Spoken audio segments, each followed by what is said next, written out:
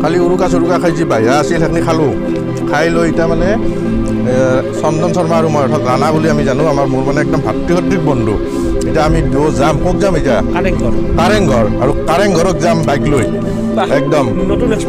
experience কাৰেং ঘৰলৈ যাম গতিকে এই কাৰেং ঘৰ ক'ৰ কাৰেং ঘৰ কি কাৰেং ঘৰ এটা চাবৰ কাৰণে আপোনালোকে মানে ভিডিঅ'টো কি কৰক চোৱা আৰম্ভ কৰি দিয়ক আমার বাইক চলছি মানে চলছি একদম মানে পাকা রাস্তার চনচনে পুরা কি গিয়ার লাগাইছ হনুমান গিয়ার হনুমান মানে আর একদম যি আছে সব লাগে দে আর ফটাফট যাব লাগে যাই মানে কোকলগে একদম কারেং ঘর একদম কি কারেং ঘর মজা বনাইছি মজা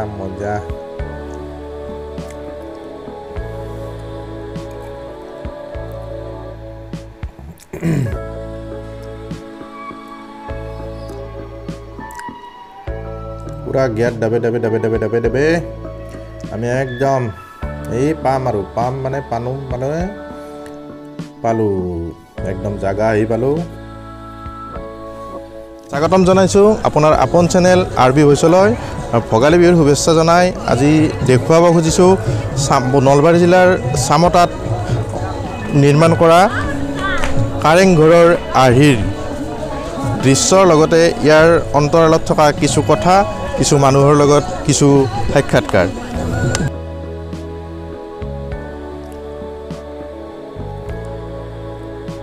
বাহ নাৰ দি বান্ধা এটা কাৰেং ঘৰ মানে একদম আহোম স্বৰ্গদেউৰ দিনত যি বনাইছিল বৰ্তমান শিৱসাগৰত আছে আৰু সেই আৰ্হিত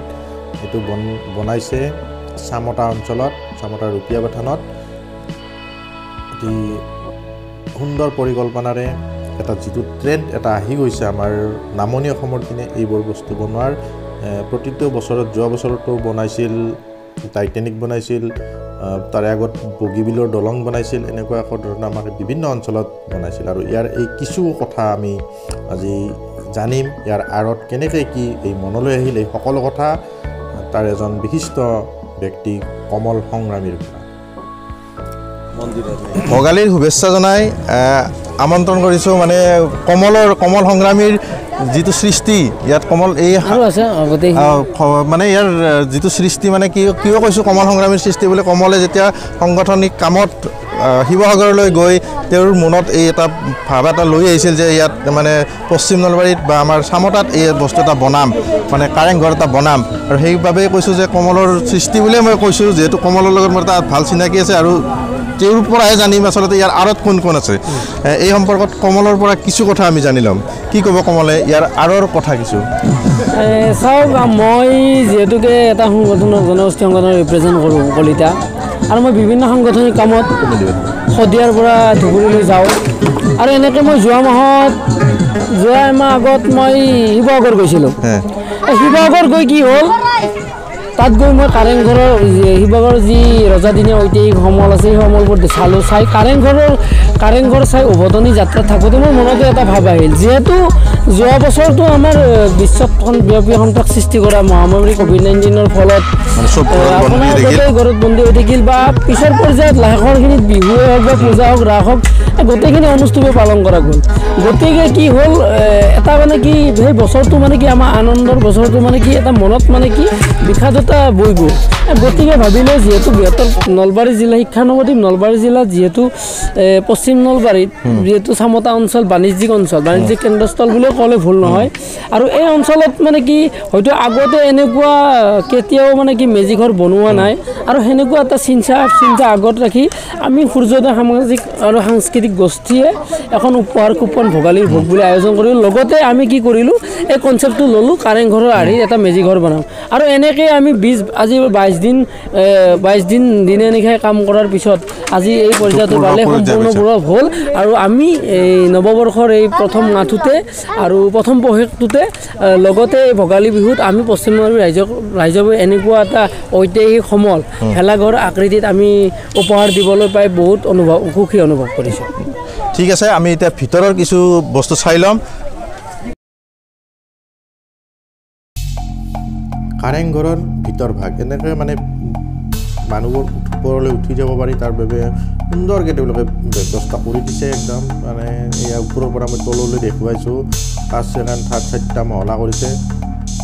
মানে প্ৰথমটোত 50 জন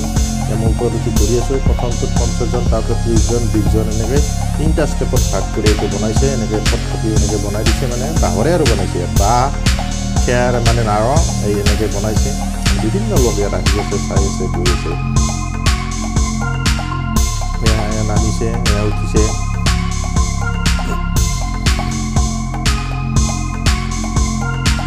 অলপ মাত্ৰ অলপ সাৱধানে হ'ব লাগিব বেলেগে বনাই আহিব পাৰে যেনে থাকিব ইয়াত এইটো এই সকলো কথাবোৰ কমলৰ মুখেৰে গম পাইছে আৰু কিছু আমি কথা পতাৰ চেষ্টা কৰিম তাৰ আগতে আমি দেখুৱাই লৈছোঁ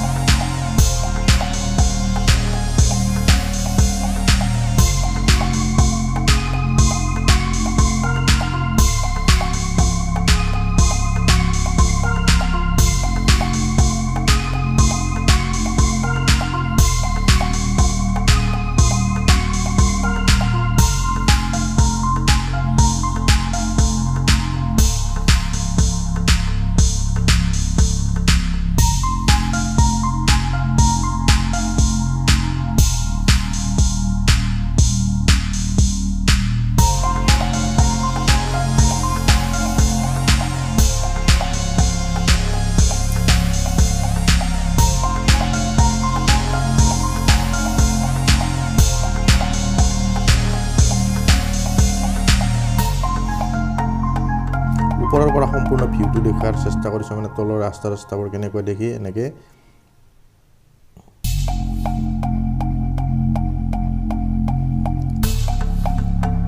এই সম্পৰ্কত মানে আৰু কিছু কথা কমলৰ লগত জনাব কাৰ পৰা কেনেকৈ কি সঁহাৰি পাইছে আহক আৰু কোনো তেখেতৰ মুখেৰে আৰু কিছু কথা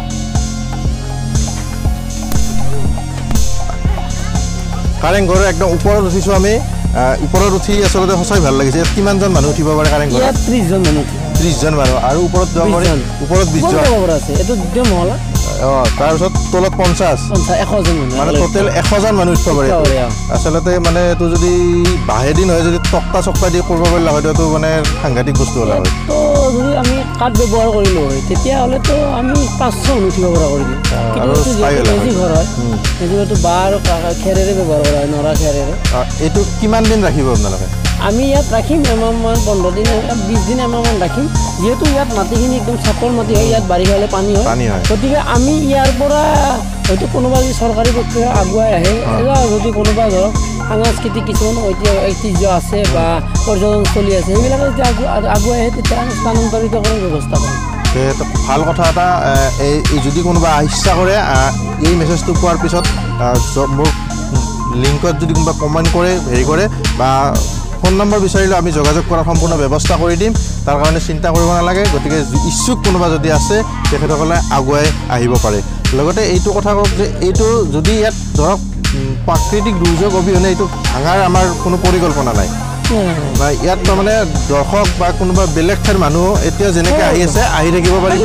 চাই থাকিব পাৰিব আৰু এইটো কথা যে এইটো চোৱাৰ কাৰণে কোনো ধৰণৰ আমাৰ মাচুলৰ ব্যৱস্থা নাই আচলতে কিন্তু বহুতে কি কৰে এনেকুৱা কাম কৰে কৰি পেলাই কি কৰে এটা মানে পইচা এটা তোলে আৰু এইটো তোলাতে এইটো কৰাতে যিখিনি খৰচ হৈছে সেই খৰচখিনি আপোনালোকে কেনেকৈ মেইনটেইন কৰিছে মানে চাওক আমি বাঁহটো আমি সকলোৰ পৰা আনিছোঁ ৰাইজৰ পৰা আনিছোঁ লগতে আমি যিবিলাকে কাম কৰি আছোঁ আমি পাৰিশ্ৰমিক লোৱা নাই আমি দিন ৰাতি কাম কৰি আছোঁ পাৰিশ্ৰমিক নোলোৱাকৈ লগতে ধৰক আমি গোটেইখিনি কাৰোবাৰ কাৰণে অলপ পাইছোঁ গাঁৱৰ মাজৰে এনেকৈ আমি আৰু আগবাঢ়িছোঁ মানে ৰাইজৰ সম্পূৰ্ণ সহযোগত আছে নিশ্চয় আছে ৰাইজৰ সম্পূৰ্ণ আৰু ৰাইজে নখ জোকাৰিলে নৈবই সেইটো এটা প্ৰমাণ কৰিছে আৰু ইয়াৰ পৰা এটা দিব পাৰোঁ যে যদি আমি যদি কোনোবাটো চেষ্টা কৰোঁ তেতিয়াহ'লে চেষ্টা কৰি তাৰ অসাধ্য চেষ্টাৰ অসাধ্য মানে আৰু সেইটো বস্তু পৰিলক্ষিত হৈছে হয়তো মই ভবা নাছিলোঁ যে এনেকুৱা এটা পৰিস্থিতিত আহি পৰিম কিন্তু সময়ৰ গতিত হয়তো অসম্ভৱক সম্ভৱ কৰি তুলিছে মাত্ৰ মানুহৰ মনত লাগে মানে মানুহৰ মানে কি নিষ্ঠা লাগে একাগ্ৰতা লাগে এইখিনি বস্তু আমি যদি লগত লৈ আমি বহুত দূৰ দূৰ আগুৱাইছোঁ যিসকলে মানে লোকে মানে শিৱসাগৰত গৈ ঐতিহ্যমণ্ডিত ৰংঘৰ কাৰেংঘৰ চাব পৰা নাছিল যে তেখেতসকলৰ বাবে এটা ভাল এটা সুন্দৰ আমাৰ এই অঞ্চলৰ যিখিনি মানুহে আহি ইয়াত এটা নমুনা এটা হ'লেও দেখা পাইছে টিভিত বা ফটোত দেখাইছে কিন্তু ধৰক ইয়াত ভিতৰত আহি এনেকৈ সোমাই মানে আহিব পাৰিছে তাৰ মাজতে এটা কথা কওঁ যে আমাৰ ধৰ্মপুৰ সমষ্টি আমি যদি পলিটিকেলি কথাটো ক'ব যাওঁ যে পলিটিকেলি কথাটো ক'ব গ'লে যে আমাৰ ইয়াত ধৰক আমাৰ পাটৰি ছাৰ বা আগৰ যি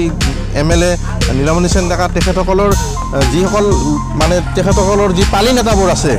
এই অঞ্চলত তেখেতসকলৰ দ্বাৰাই নিশ্চয় এই মেছেজটো গৈছে যে আমাৰ চামতাত এনেকুৱা এটা বস্তু এটা হৈছে তেখেতসকলৰ পৰা কিবা আপোনালোকলৈ কিবা মেছেজ আহিছে নেকি বৰ্তমানলৈ আমাৰ জনপ্ৰতিনিধিৰ পৰা আমাৰ প্ৰাক্তন জনপ্ৰতিনিধি বা বৰ্তমানৰ জনপ্ৰতিনিধি আমাৰ কোনো ধৰণৰ অহা নাই আৰু যিখিনি কাম তেখেতসকলে কৰিব লাগিছিল সেইখিনি কাম কিন্তু আমি কৰি আছোঁ আৰু এটা কথা হৈছে যে আমি কোনো তখামতকাৰী সামাজিক কামত তখামতকাৰী হিচাপে আমি সামাজিক কাম নকৰোঁ বা তখামত কৰি নকৰোঁ বা তৈলমৰ্দন কৰি নকৰোঁ আমি কৰোঁ বৃহত্তৰ অসম পশ্চিম নলবাৰী ৰাইজৰ বা বৃহত্তৰ ধৰ্মপুৰ ৰাইজৰ বা বৃহত্তৰ নলবাৰী জিলাৰ যি ৰাইজ আছে সেই ৰাইজৰ গৌৰৱৰ কাৰণে কাম কৰি আহিছোঁ আৰু আগতে বহুত কাম কৰি আছোঁ আৰু অনাগত দিনত কাম কৰি যাম কাৰণ মোৰ নামে পৰিচয় যি মোৰ নাম হৈছে কোমল সংগ্ৰামী নামে পৰিচয় যে সংগ্ৰাম জীৱন বাটত বিভিন্ন সংগ্ৰাম থাকিবই আৰু অসমবৰ্গ সংগ্ৰহ কৰি তুলিবলৈ হ'লে মনত লাগিব একাগ্ৰতা আৰু সেই একাগ্ৰতা লগত লৈ হয়তো বিশ্বজনাৰে এক প্ৰয়াস কৰিম হয়তো এনেকৈ আপোনালোকৰ ৰাইজৰ সহযোগিতা পালে হয়তো দূৰ দূৰণি এদিন আগুৱাই যাবলৈ মই সক্ষম হ'ম বুলি ভাবিছোঁ শুভেচ্ছা থাকিল কমল সংগ্ৰামীক আপোনালোকক মই এইখিনিতে আন এটা ইনফৰমেশ্যন দিওঁ যে কমল সংগ্ৰামীৰ কিছুমান কাম আপোনালোকে দেখাৰ কাৰণে হয়তো বাস্তৱত তেওঁক লগ নাপাব পাৰে তেওঁৰ ফেচবুক পেজ কমল সংগ্ৰামী বুলি চাৰ্চ কৰিলে পাই যাব ফেচবুক একাউণ্টত তেখেতক তেওঁৰ কমলৰ যিবোৰ কাম তেওঁ কেনেকুৱা কি কাম কৰে বা কেনেকুৱা ধৰণে দুৰ্নীতিৰ বিৰুদ্ধে বিভিন্ন সময়ত বিভিন্ন ঠাইত মাত মাতি আহিছে মই নিজে প্ৰত্যক্ষ কৰিছোঁ আৰু সেই সকলোবোৰ পাব তেওঁৰ ফেচবুকত আৰু বেলেগ কিবা ছ'চিয়েল মিডিয়া ইনষ্টাগ্ৰাম কিবা এনেকুৱা গোটেইখিনি আছে মোৰ ফেচবুক পেজ আছে মোৰ ফেচবুক একাউণ্ট আছে মোৰ কমল সংগ্ৰামী বুলি ইনষ্টাগ্ৰাম আছে প্লাছ মোৰ হোৱাটছআপ আছে মই মানে কি সমাজৰ লগত বাস্তৱত যেনেকৈ ছ'চিয়েল মিডিয়াত জড়িত হৈছোঁ আৰু মই ছ'চিয়েল মিডিয়াত যিবিলাক কাম কৰি আছোঁ বাস্তৱত মই ৰূপায়িত কৰি গৈ আছোঁ কিছু মানে কি এনেকুৱা নহয় যে মই ছ'চিয়েল মিডিয়াত আছোঁ মই সমাজৰ কাম কৰিছোঁ আৰু সেইখিনি উপস্থাপন কৰিছোঁ ছ'চিয়েল মিডিয়াত ঠিকে আমাক এটা ছ'চিয়েল মিডিয়াৰ জৰিয়তে আমি এটা প্ৰচাৰ কৰি আছোঁ যে এইটো আৰু এই খবৰটো মই পাইছোঁ আজি কমল সংগ্ৰামীৰ যিটো ফেচবুক একাউণ্ট আছে কমল মোৰ ফ্ৰেণ্ডত আছে আৰু তাত পাই পেলাই মই আজি কালি আহিব নোৱাৰিলোঁ কিন্তু আজি আহি পেলাই মই এই বস্তুটো ৰাইজৰ বাবে দেখুওৱাৰ চেষ্টা কৰিছোঁ ঠিক আছে ধন্যবাদ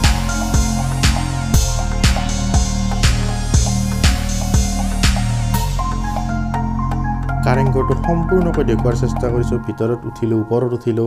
সকলো বগাই উঠিছোঁ আৰু তাত মানুহ এতিয়াও ওপৰত উঠি আছে এইবোৰ ফটো লৈ আছে বাৰু যি নহওক আৰু ইয়াত সুন্দৰকৈ লিখি দিছে আই লাভ নলবাৰী মেজিৰ এটি আছে এটি সৰুকৈ হ'লেও আৰু ইয়াত লিখি দিছে আই লাভ নলবাৰী আৰু ইয়াত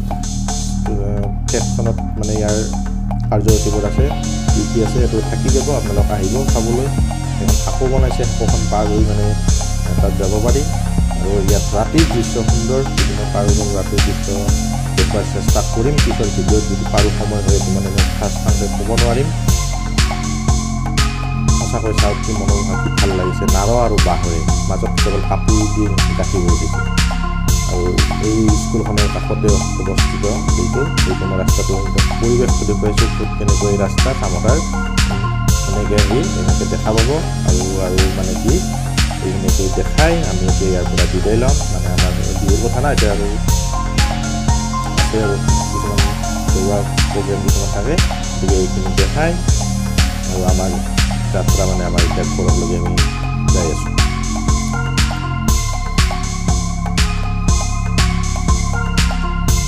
গতিকে আমাৰ এই ভিডিঅ'টো আপোনালোকে পাই কেনেকৈ জনাব আপোনালোকৰ নিজৰ মতামত জনাব অতি সোনকালে পিছৰ ভিডিঅ'ত আকৌ লগ পাম ভোগালী বিহুৰ শুভেচ্ছাৰে আজিৰ ভিডিঅ'ৰ ইমানতে সামৰণি ধন্যবাদ